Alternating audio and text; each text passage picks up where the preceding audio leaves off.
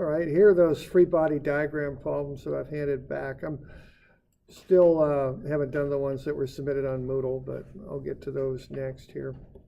Okay, so here's the free body diagram of the porch. You've got a cantilever support, so you got a moment reaction, two force reactions. The cable, we want the angle in there. And then you've got that force at that smooth support that pushes straight up. Okay. All right, so that's that one. Okay, this one here, we've got the pin joint, so two reactions there. We've got the weight, and then we've got the roller. The roller makes a 70-degree angle with the horizontal. Be a little careful how you draw that. Some of you're kind of didn't really have that horizontal axis looking very horizontal, so just remember that to draw things fairly close to what they ought to be. Okay, so that's 70-degree angle with the horizontal for RB. Okay with that? Okay, this one, we've got forces like that. My letters might be different than yours, but we had two reactions down here. I've changed this a little bit where I've got a little right angle wall in there. The weight goes straight down. Then the forces are normal to the flat surface.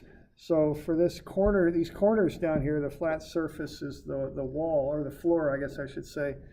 Here the flat surface is the wall. But here, the flat surface is the glass plate, okay, because there's a corner of that extension pushing on that glass plate. So you take the 67, you've got a nice right triangle right there. So 67 minus 90 gets you 23 right there. Okay. All right. That one, they should all be 60 degrees because you've got 6 of them, they're equally spaced. They would be tangent, or they'd be perpendicular to a tangent line. So they'd all be directed in towards the center. So they'd all make 60-degree angles there, except for the two horizontal ones, of course. Okay. They also would have the weight on that one too. And then this one, two reactions at A, a couple at A on account of the motor, the weight, which would be pushing down, and then the roller reaction pushing up. Okay. I did see a couple free body diagrams where people started drawing dots and started putting forces on the dots. And I think that probably comes from physics or something. Hey, is that what you do? Okay, we don't do dots in this class. We got objects with dimensions, so no dots. Okay, just true objects with their dimensions on them. That's what we want. Okay. Got any questions on those or anything else on that? Good. All right. Should we actually draw? Oh, well, we can just do the free body diagram on that. Use what you got. Yeah, that's the quickest way. Yeah. Okay. If you were going to do by hand, what would you draw? I think I drew that one by hand, so kind of like what you're seeing there. I mean, well, actually, if I were doing this by hand, I would just say, okay, what am I drawing a diagram of? It's the plate. So first I draw the plate. Then I know the force is, normal on the roller. I know I've got the weight. I know I've got a pin joint, and I know I've got a couple. That's what I would do. And I put the dimensions on there too, and letters and all that stuff, of course. Okay. So something like that. And I'd label the forces that have knowns. 900 newtons here. Okay, so something like that.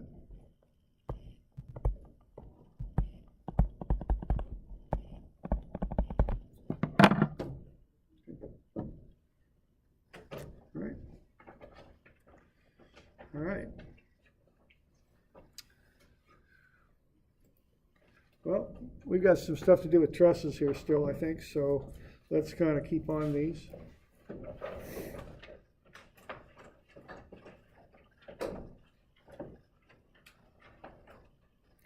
Let's have a look at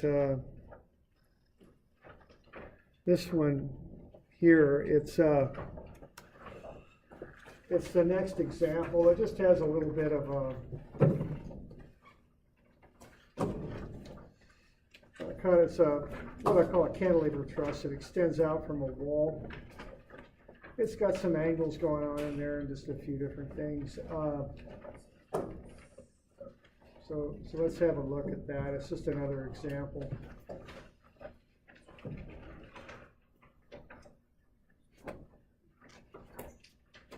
Page 505. Okay. All right, now the first thing we like to do is get the reactions. And also the angles, so I just went ahead and did that. Notice, for cantilevers, this is a pretty common reaction configuration here. You can kind of figure this one out. You've got two downward forces on this thing, so the Y reaction will be up, and that'll be the sum of the two downward forces. So that should be 20,000 pulling up. Then what's happening is the cantilever is kind of being rotated clockwise, or isn't, I guess it's not, it's trying to go clockwise on account of those loads, but the reaction on the bottom prevents that, so it does that to prevent that. And then the top one's going to go the other direction because sum of Fy is 0, so if the bottom one goes to the right to prevent that moment, the top one's going to pull it to the left. Okay? You can also think of the top one as kind of counteracting that moment too. So really, you've got a couple reaction there essentially going on, right? So the reactions are 42,667 either direction for the X's, and then REY is 20,000. Okay. And then I want to know those angles, so I just went ahead and did the arctangents and got the angles that I would need. 29.4 from B to C and 10.6 for all the others. And well, yeah. Okay, so there you go.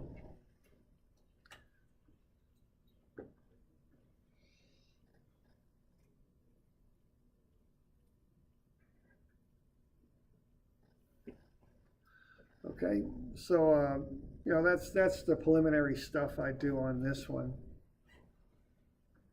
So I'm just getting the reactions, and then I'm getting the angles that I need. You always need the angles. Generally speaking, you don't want to jump into a truss until you found the reactions. Now you can, you could start over here, which is actually what we're going to do without reactions. But the general rule on trusses is get the reactions first, okay?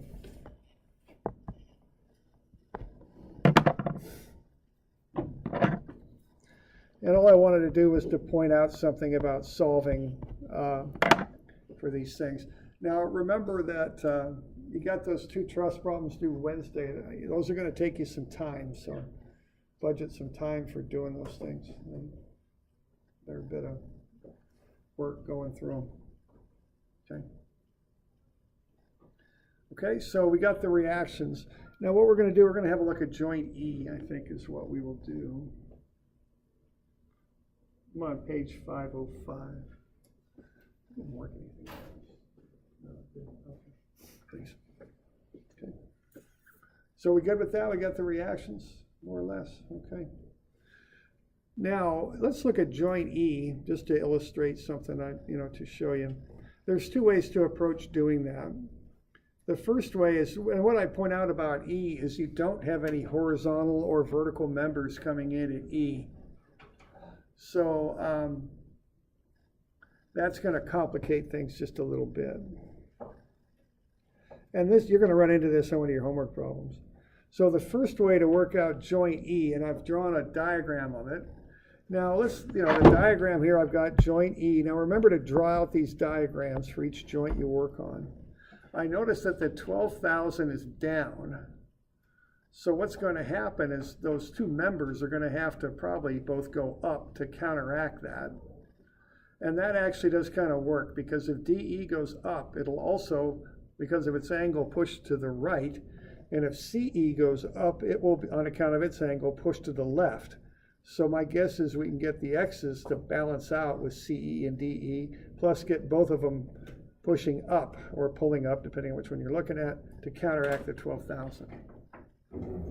So that diagram I've drawn kind of makes sense. Okay? Now, what I can do there is go to sum of Fx equals 0, and from that I can figure out that FDE and FCE are equal in magnitude. Okay? And then I'm set up for a little bit of a substitution on sum of Fy. So what I've got here, I got cosine 10.6 times FDE, that's to the right, minus cosine 10.6 times FCE, that's to the left. So positive for DE to the right, negative for CE to the left. I can take CE to this side of the equation, it becomes positive. So 0.983 FDE is 0.983 FCE, so FDE is equal to FCE. Okay. Then I can set up my sum of FY equation, sine 10 FDE plus sine 10.6 FCE. They have the same angle, they're both pointing up, so they're both positive. And then minus 12,000, which is the load that they're going to counteract. So I'll get 0.184 FDE plus 0.184 FCE is equal to 12,000. But then I'll do a little bit of a substitution here, and I'll plug in CE for DE right there. Okay, I'll plug that in. Oops, actually I didn't plug it in the right spot, did I? I'll plug it in right there. And then I get one equation with one unknown. With CE, it's 32,617. Positive answer means it's tension. And then I can get FDE, it's equal to in magnitude to FCE, it's 32,617, compression, okay. Which makes sense, because if you push down on this thing, the whole thing's going to bend a little bit like that. So this top side will be stretched, which is tension, that's CE. The bottom will be compressed, kind of pushed a little bit, that'll be compression, okay. So everything kind of adds up on this thing. But the way I'm approaching this is I'm doing two equations and two unknowns. That's how I'm approaching this thing, okay. I started with sum of fx and just dealt with DE and CE. And then once I've got them, I can use sum of fy to solve it, which is the second equation with the same two unknowns to solve that out. So we good with that? Any questions? Okay. All right. Now, there's another way to do it too, if you like. If you don't want to get yourself into two equations and two unknowns, and certainly, you know, if you've got a programmable calculator or whatever the heck, you know, it's probably not a big deal to do two equations and two unknowns. But if you want to avoid it, what you can do is you can set up axes to avoid it. Remember, you can use whatever axis system you want. So you can use inclined axes. Set this thing up so you got an x prime and a y prime axis, as I'm showing there, like that. X prime is right in line with DE. Okay, so that way I can write up a sum of fy prime equation and solve for FCE directly, okay? Now, the disadvantage of this, you avoid the two equations and two unknowns thing, but the disadvantage is you got to figure out some angles, because now my x prime axis is inclined at 10.6 degrees. I'll have to add these two 10.6s and come up with 21.2. That's the angle that CE makes with my x prime axis. And then I'll have to see this 90 right here, take away the 10.6 and get 79.4 for the 12,000. So that's the downside of that, okay? Is you got to figure out the geometry. So you could do these either way. You're going to run into this on one of the homework problems, and you got to get through it somehow. Two equations and two unknowns. If you're using your calculator, just put, you know, just say I use my calculator to solve it, it's fine. Learn how to use those tools, and that's what you want to do, okay? All right, so now I could go sum of fy prime and get FCE. So what I'm doing there for sum of fy prime is sine of 21.2 times FCE, positive because it's in the y prime direction, minus sine 79.4 times 12,000. Solve for FCE, it's 32,556. Once I've got that, I'll go sum of fx prime, FDE, positive because it's to the upper right, minus cosine 21.2 times 32,556, minus cosine 79.4 times 12,000. They're both down left, so they're negatives. And I'll get essentially the same answer for FDE. Okay. So that's just another way to solve that thing. It's not not a big deal. Whatever way works for you is fine. But it's just another way out of these. It's just good to know. Now you could have also just gone sum of fx, straight x equals 0 here too. You can jump around, use different axis systems as it suits you. You could have gone what? Cosine 10.6 times FDE minus cosine 10.6 times what you just found for CE, which is 32,556. Okay, that would be fine to do that too. So, stuff's all legal. You can, whatever works is fine. Okay. Whatever. Okay.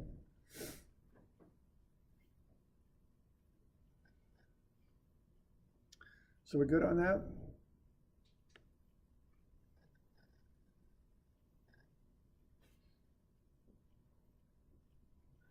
All right. Now, if we're good on that, next thing we're going to look at here is zero force members. Do you see any members on that thing that might be zero force? That looks suspicious. Like they're not doing much. Useful. Yeah, CD's a pretty good guess. I gotta stick with CD. I checked on Vegas. The odds are on CD.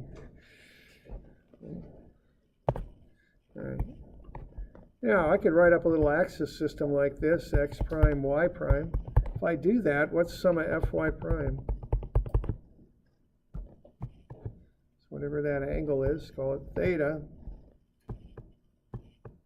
Sine theta times FCD, right? That's the only thing going that direction, and the sum of those equals 0. So from that, you can conclude that FCD is 0, okay? That's called a zero force member. And what I'd like to do is kind of get you so you can just look at these things and say, yeah, that's a 0, I can tell, okay? That's my goal here today, to show you a few little things to be able to do that. Because we want to identify these zero force members because you can just kick them out of the truss and it just makes solving the things easier, okay? All right? We good with that? Good. So why don't we have a look?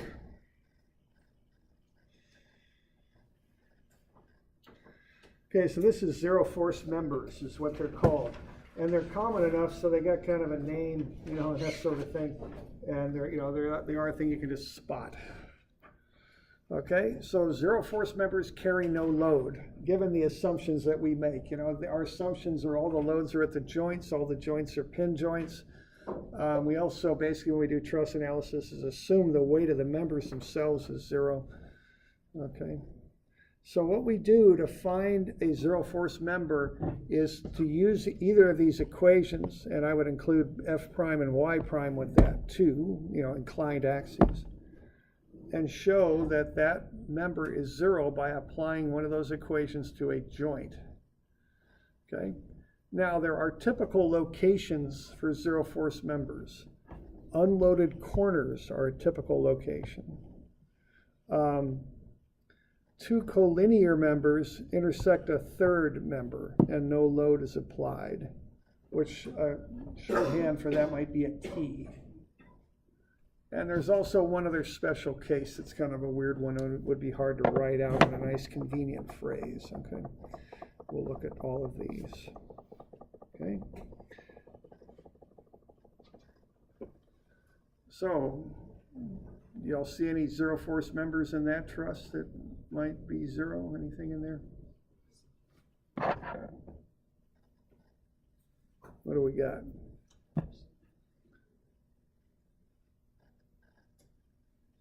Yeah, CD, okay. You could use that axis system and go sum of Fy equals 0. And it'll just be FCD and you're done, okay? So CD is a zero force member. There's no load at D. There's no other Y force or potential Y force at D other than CD. So it's 0. It doesn't carry any load. Now notice that you would not see this if you went up to joint C. It's not at all apparent at joint C, but it is quite apparent at joint D. So when you look for zero force members, look at a particular joint and analyze it. It's very typical for a member to be zero, very apparently zero at one joint, but not at all apparent at another. But I've proved that CD is a zero force member at joint D. I'm done. It's zero. I don't have to worry about it at joint C. All you got to do is prove it at one joint, and you're good. Okay. Now, what is happening to this downward load P? What's going on there? Well, where's it being taken up? Yeah, that's pushing back. That's pushing back. If we look at this from a practical standpoint, think of these joints as being just a little bit loose, which joints usually are when you put stuff together. Think of those joints as being a little bit loose. As soon as you start pushing down at C, this member is going to hit on B, isn't it? It's got nowhere to go. So it's got to start pushing back. This member, CF, as it starts getting pushed down, well, F is connected to E, which is a support. F is going to pull up, so this thing's going to pull up, right? But what happens when you make a joint that's horizontal and you got a little bit of slack in that joint? Does it take much to make that bend, to deform, to turn into this shape? I'm exaggerating the amount. But if you got two horizontal members coming together and you got just a little bit of slack in that joint, it didn't take much at all to make that happen.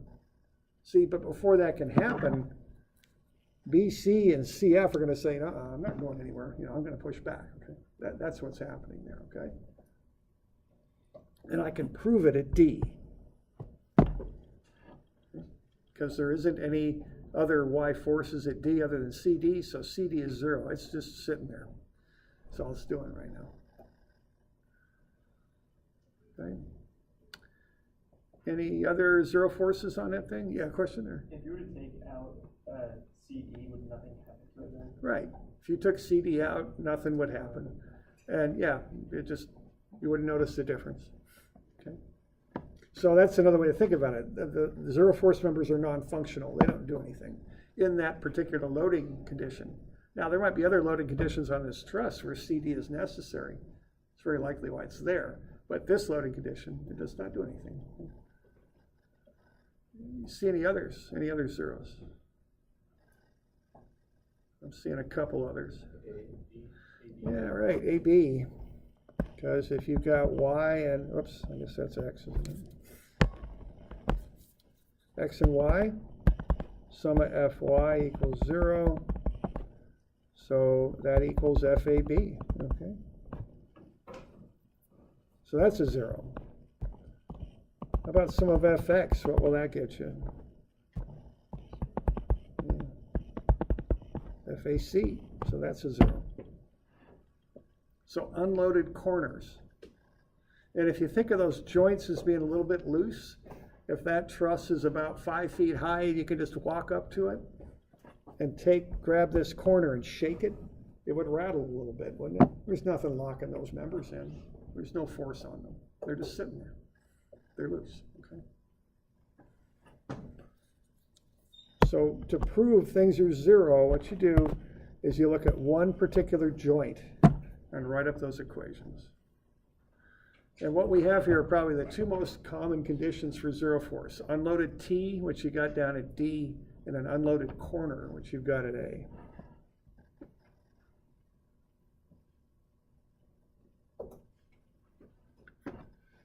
Okay. How about F? Do we got anything going on at F that we could conclude zeros from?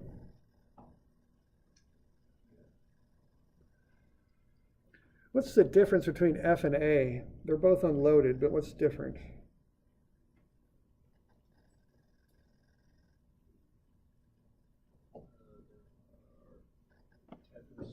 There we go.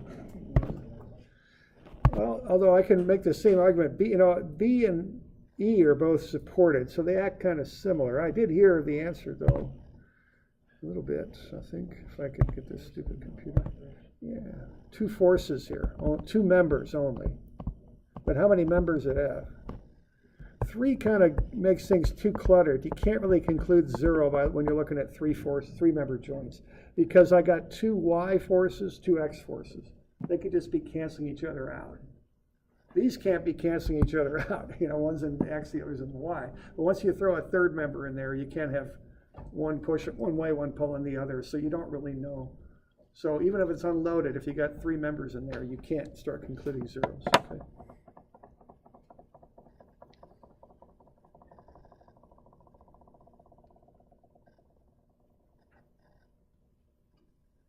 All right, we good with that?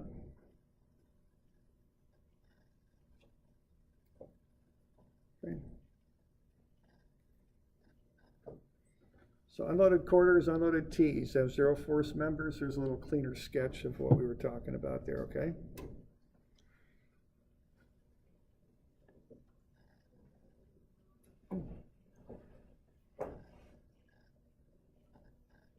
I can tell you guys are having fun with that, so let's do another one here. Oh boy. I know what you all be talking about Friday night. 0 force members, that'd be good. All right, so let's have a look at this one. Do we got any zeros in here? DF. I don't see it. I don't see it at D because I got 4 members coming in there, and I don't see it at F either because I got 3 in there, and that's just too much. Also, I got this pin joint at F, which probably has a load in it. It's probably not. Yeah, BC is the one, yeah. Because if you do that, and you got X prime and Y prime, you can go sum of Fy prime equals 0. Now notice you got an angle in there, but even that angle, that just creates like a coefficient. Sine of theta is all that'll generate, times FBC. And there's nothing else going in that Y prime direction. The fact that BC is at an angle to the Y prime axis is irrelevant because sine of theta is just a coefficient. It's just a number. Okay? So FBC is 0.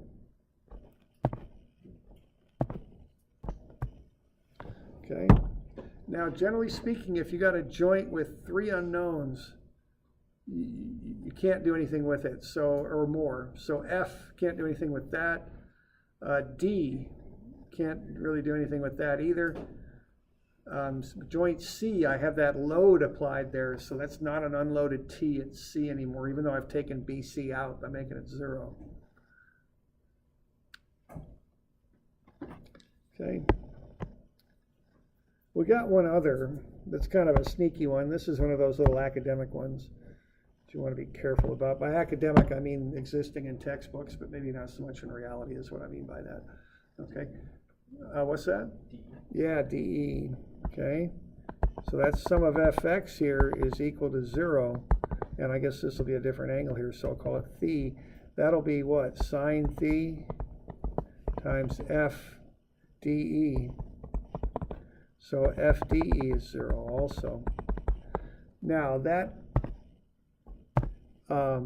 rests on a rather, I don't know, kind of a, again, something you would only find in a textbook. And what we would find here is this assumption that we're making about dE being 0. That depends on this force being exactly in line with this member. So EF is counteracting P wholly, okay? So if that's the case, dE is unnecessary. That depends on EF being exactly in line with the force P, which in the real world would be somewhat unusual. I really wouldn't depend on that, you know. There might be a bit of offset there that might cause EF to start to rotate a little bit, and if that happened, then I'd need dE to hold it vertical. But in the academic world, we would assume that dE is also 0. Okay? What would you, what would DE be in a practical setting? Not much. So it probably, whatever it is, it's probably going to be strong enough to handle it. I don't think it needs to be that high, I don't think. But, you know, this assumes, you know, perfect theoretical, that's perfect. And that's, you know, that assumes that if you took dE out, EF would stand. which a pin joint down at F, with, that's a kind of a long shot, I think. So, but I don't think you need much force to hold it in line, but you need a bit. But I don't know how to analyze it. You'd have to assume the amount of offset, then generate a little bit of a moment in there, blah, blah, blah. There'd be a lot of assumptions in that. Okay, so we got an unloaded T at point B, and we have a collinear load. A corner with one collinear load has a zero force member. I guess that's the best way to say that. And then the fact that BC is angled does not change the fact that's an unloaded T at point B. Okay.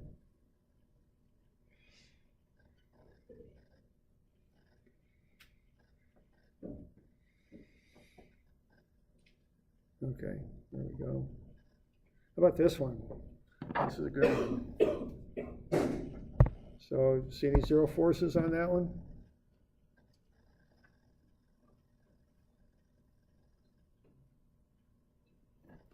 DB, yeah. You good with that down at B? Some of FY. Any others?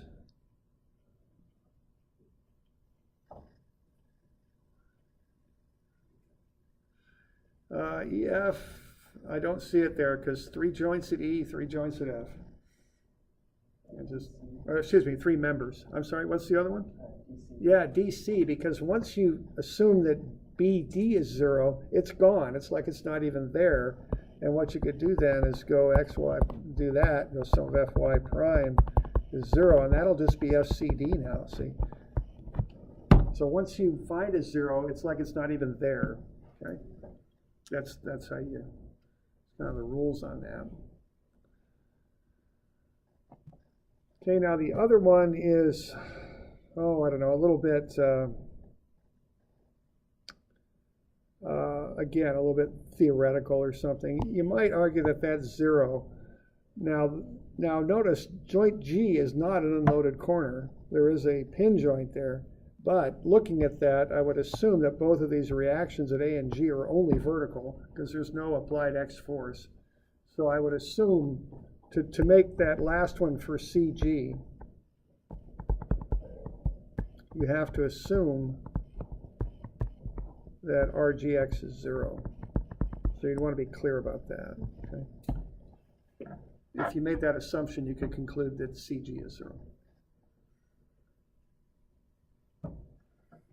But you'd have to analyze it a bit to understand that RGX is 0 because there's no X applied loads to generate an X reaction.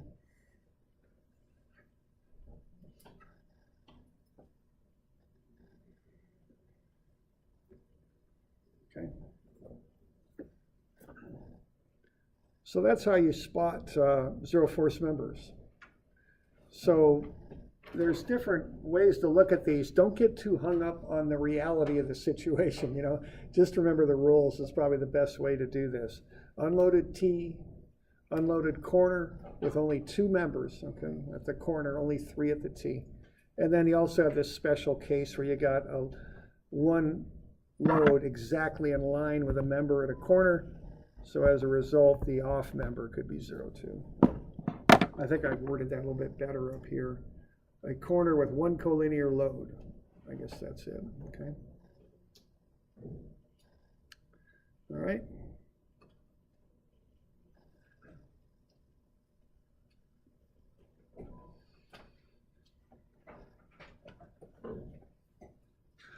All right, now I'll get you a couple more to do here for Wednesday, which these are just finding some zeros.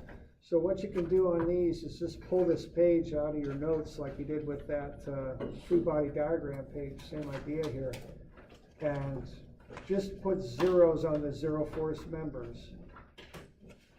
That's all you got to do. So that's 301 through 305.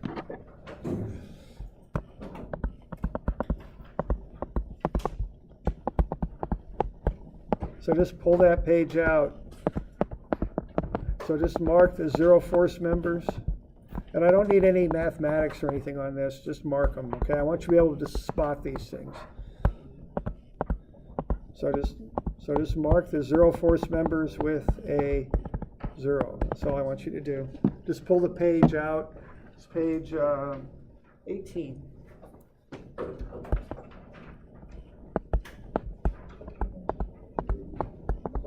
Okay, so you also got 292 and 294. So I mentioned those might take a while, so. Okay. We good with that? Okay. All right. Good luck on your physics test this week.